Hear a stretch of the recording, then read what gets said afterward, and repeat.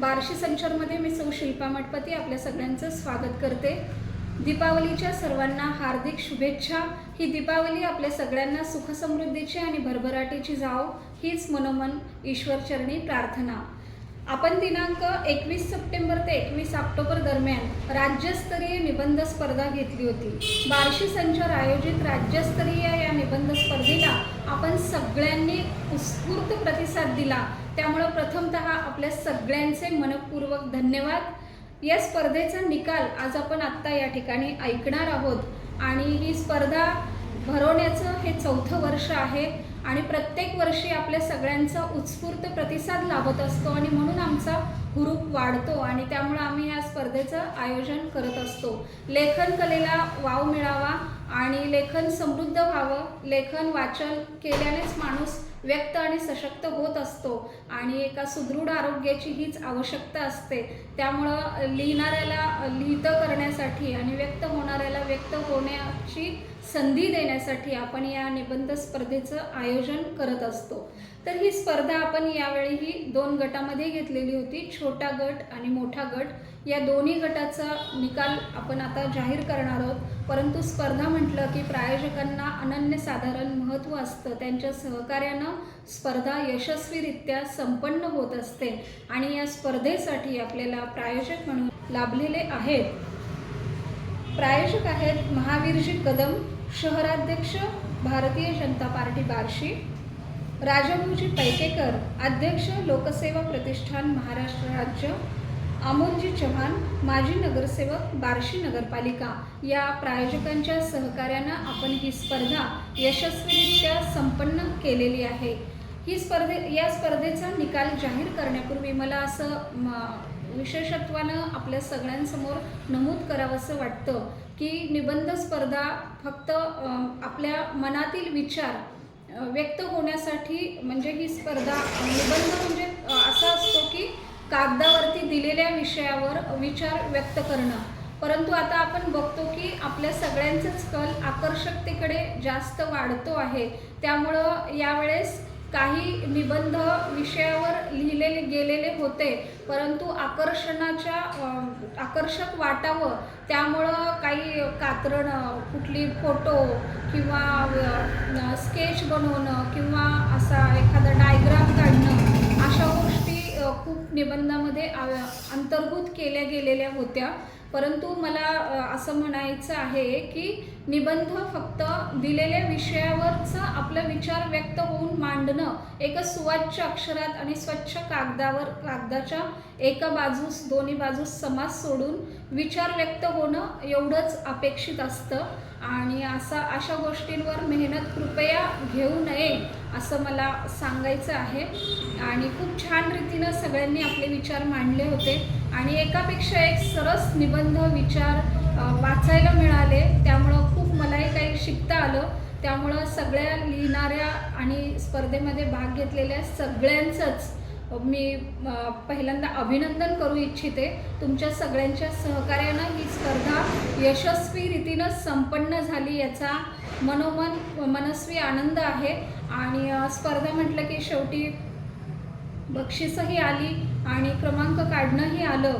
त्यामुळे एक स्पर्धेचा भाग म्हणून आपण बक्षिसं काढलेली आहेत, क्रमांक काढलेले आहेत, परंतु सगळ्यांचं उत्तम लिखाण होतं आणि त्यांनी लिहित राहावं, असं स्पर्धेमध्ये भाग घेत राहावं असं मला सांगायचं आहे। आणि आपण आत्ता निकाल ऐकूयात। छोटा गट बार्शी संचार आयोजित राज्यस्तरीय निबंध स्पर्धेचं निकालपत्रक आपल्यापुढं जाहीर करतेय।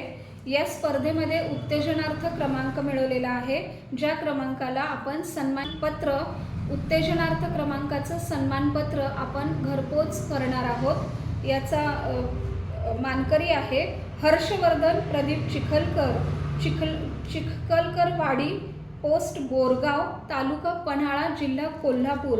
हर्षवर्धनचं अभिनंदन, तुझं सन्मानपत्र तुझ्या घरपोच मिळेल। लहान गट तृतीय क्रमांक मिळवलेला आहे रुद्रांश सुरेश जगताप, इयत्ता 4थी, आप्पासाहेब भाऊराव पाटील स्कूल सातारा। रुद्रांशचं अभिनंदन। हे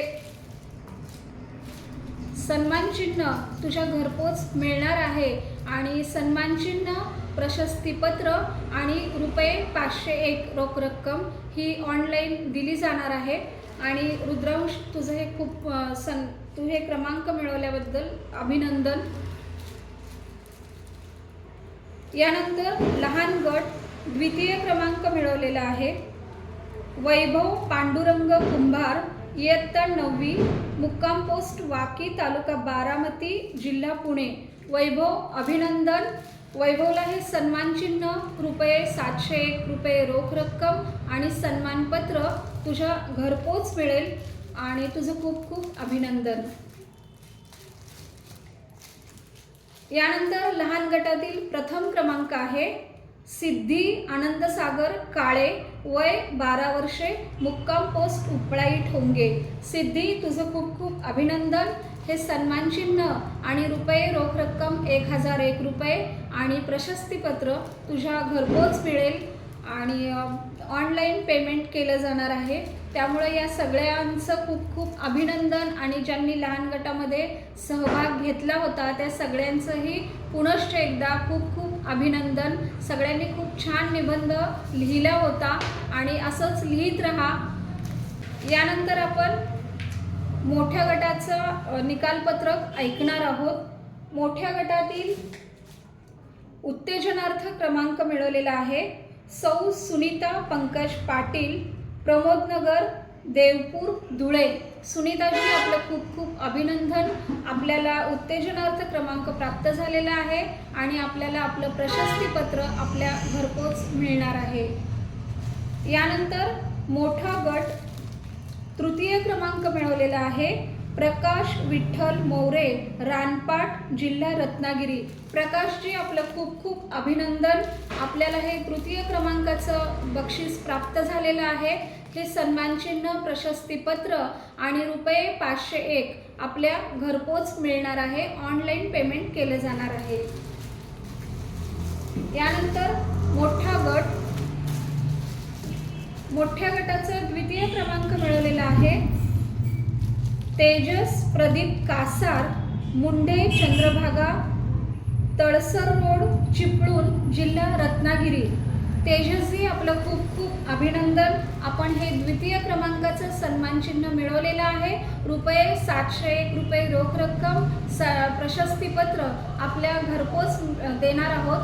त्यामुळं आपलं खूप खूप अभिनंदन।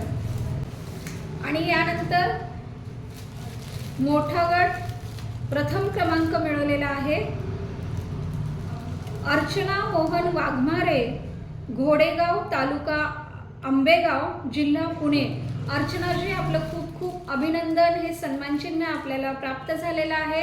हे सन्मान चिन्ह, प्रशस्तीपत्र आणि ₹1001 हे रोख रक्कम आपल्याला ऑनलाईन पद्धतीनं दिली जाणार आहे आणि हे आपल्या घरपोच दिलं जाणार आहे।